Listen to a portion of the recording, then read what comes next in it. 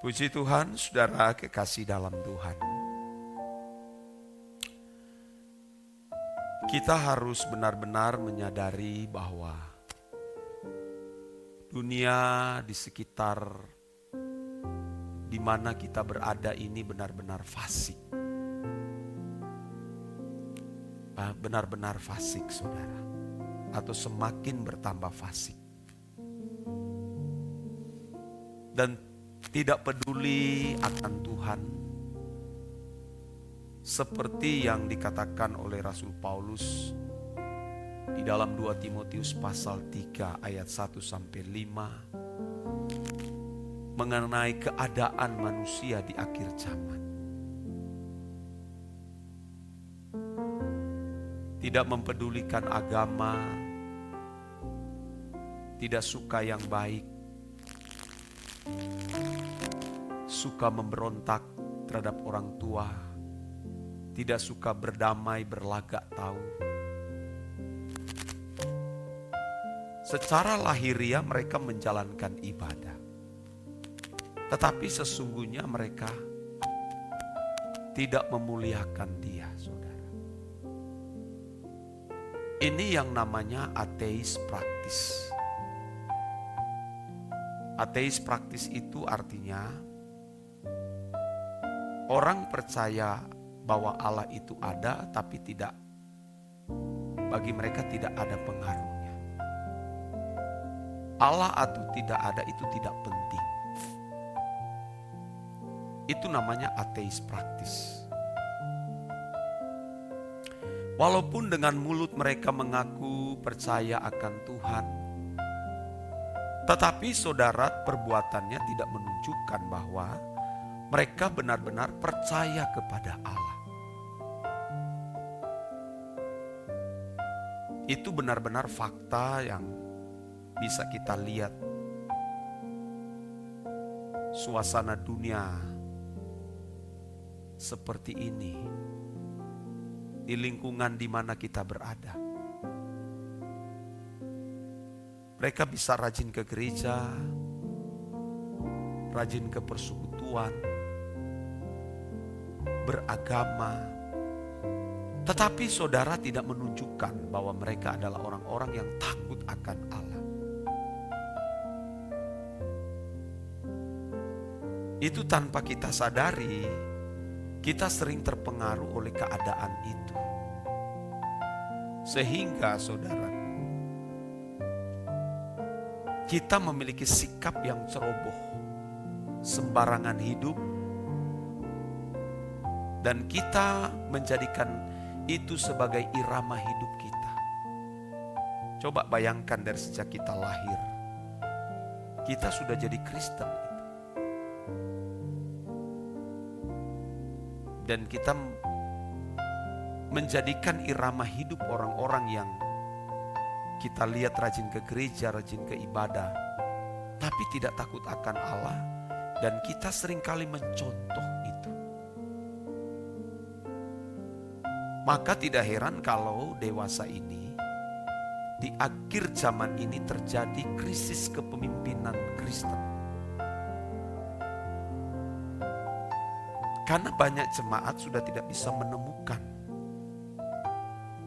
jejak kehidupan Yesus 2000 tahun yang lalu. Karena tidak dilestarikan lagi oleh pemimpin-pemimpin Kristen atau orang-orang yang mengatasnamakan diri sebagai pelayan Tuhan. Saya mendengar kesaksian, ada orang yang mengatakan kecewa terhadap pendeta itu, kecewa terhadap gembala itu. Memang ada kekecewaan dari orang-orang tertentu yang tidak menyelidiki dengan benar, hanya mendengar dari perkataan orang, lalu kecewa terhadap pendeta itu juga ada. Tetapi kalau kecewa karena melihat kehidupan pendeta yang jahat, yang tidak memberkati, wah itu celaka, saudara.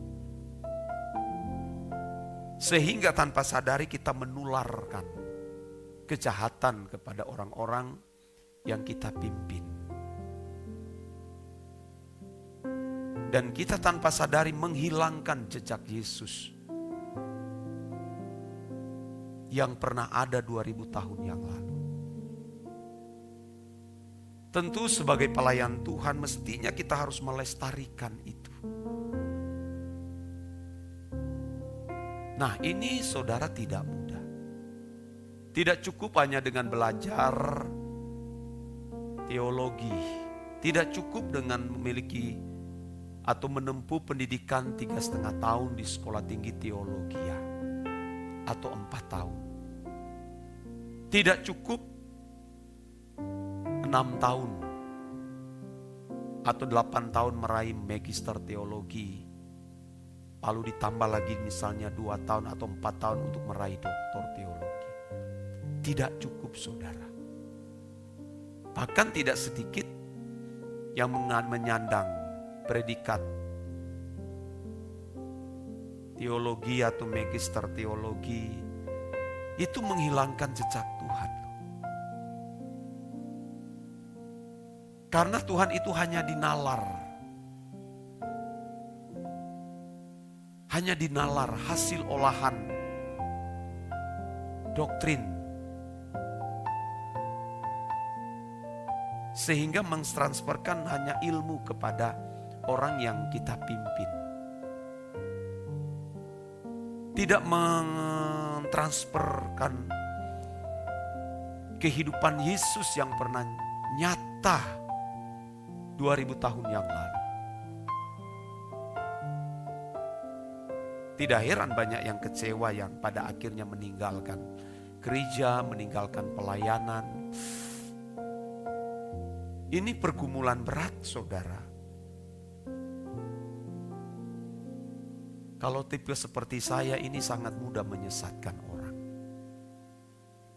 Sangat mudah sebenarnya, saudara. Tapi saya benar-benar bukan mau memuji diri. Saya benar-benar mematikan semua kesenangan-kesenangan hidup untukku ini dan memilih Tuhan. Supaya aku bisa membagikan. Spirit bisa mentransferkan kehidupan Yesus yang pernah nyata 2000 tahun lalu. Harus berani mati. Harus rela tidak memiliki apapun dan siapapun. Harus terus berjuang untuk mengenakan kehidupan Yesus. Kalau tidak, saudara, kita hanya mentransferkan ilmu. Maka tidak heran terjadi perdebatan teologi di dalam dunia maya. Menunjukkan doktrin A lebih baik, doktrin B lebih baik, yang ini sesat, yang ini benar, itu. Tapi tidak mengubah. Padahal pelayanan satu-satunya, ini saya kasih tahu rahasianya.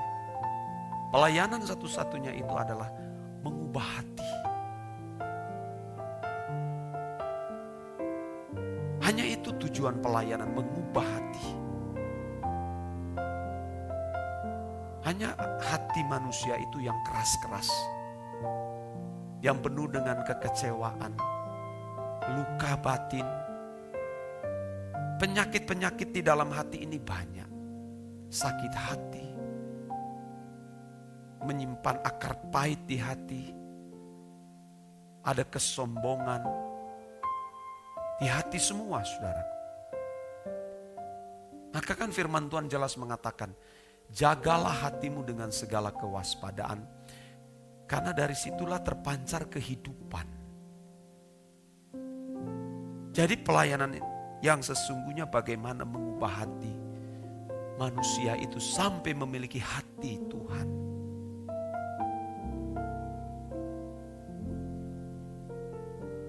Kalau gagal, saudara, ya saya tidak bisa mau mengatakan apa-apa lagi. Maka tidak boleh digantikan dengan apapun. Fasilitas pelayanan yang ada di dalam gereja seperti ini hanya sebagai sarana saja. Hanya sebagai sarana. Tapi pelayanan yang sesungguhnya adalah bagaimana mengubah hati. Tentu dimulai dari pemimpin Kristen. Yeremia 17 ayat 9 itu kan. Yeremia 19 ayat 17, ayat 7 ya. Coba cari ayat itu. Yeremia 17 ayat 9. Betapa liciknya hati, lebih licik daripada segala sesuatu. Hatinya sudah membatu, siapakah yang dapat mengetahuinya? Aku Tuhan yang menyelidiki hati, yang menguji batin. Jadi pelayanan yang sesungguhnya ini, kalau hati kita bersih, suci, tidak mungkin tidak mengalami perjumpaan dengan Allah. Orang yang hatinya bersih, suci, wah saudara, dia akan melihat Allah. Ini yang kita perjuangkan setiap hari. Karena Allah yang menyelidiki hati manusia. Gereja itu bisa menjadi tempat persembunyian orang-orang yang tidak mau bertobat. Sama kejadian seperti di zaman Tuhan Yesus. Di mana bait Allah itu menjadi sarang penyamun.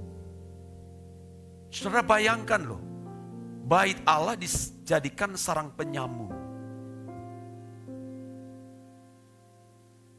Sarang penyamun dalam bahasa asli itu adalah speileion.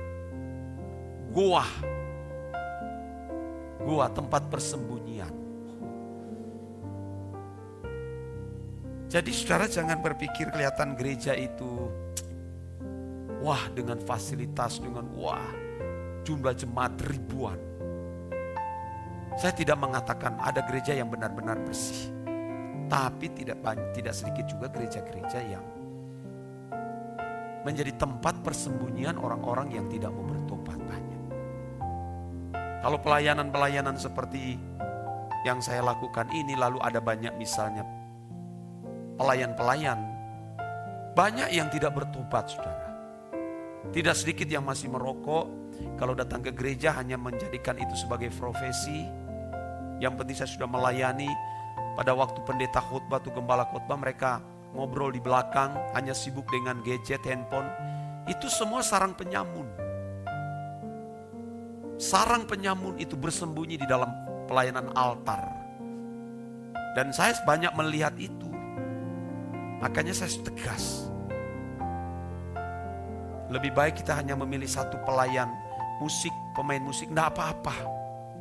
Satu WL, satu singers, enggak apa-apa.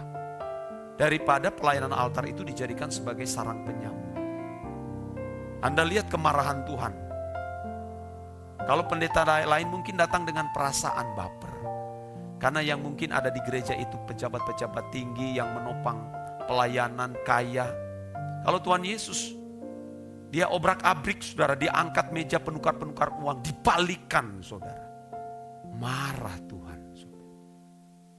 Dia balik bolak-balik, bahkan dia buat cambuk dari tali.